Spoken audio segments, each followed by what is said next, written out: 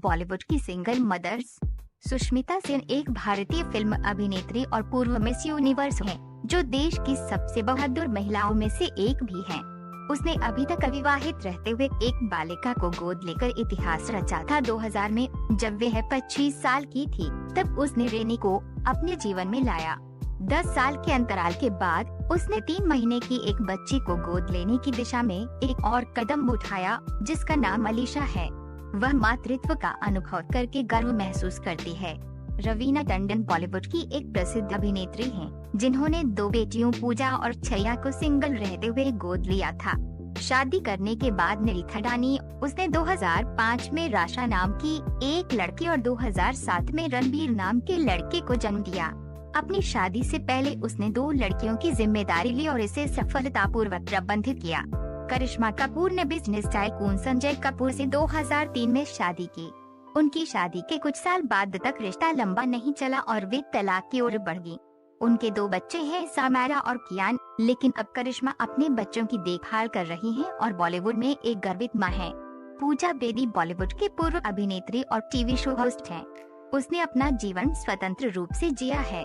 उसकी शादी फरहान अब्राहिम से हुई और उसके 2 बच्चे उमर और आलिया थे।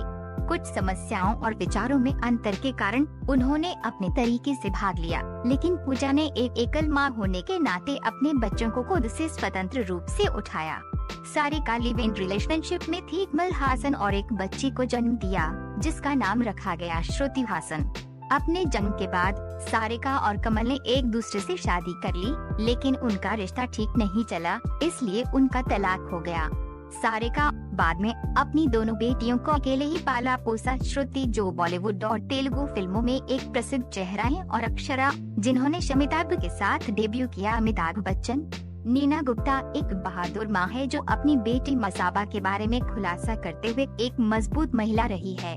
उसने मीडिया के साथ अपने प्रेम संबंध के बारे में बात की। विव रिचर्ड्स 1990 में वेस्ट इंडीज की एक पूर्व खिलाड़ी, जब उसने अपनी बेटी की कल्पना की। नीना के लिए ये बिना शादी की बच्चे को रखने के लिए एक साहसी कदम था, और अब मसाबा फैशन की दुनिया में एक प्रसिद्ध व्यक्तित्व है।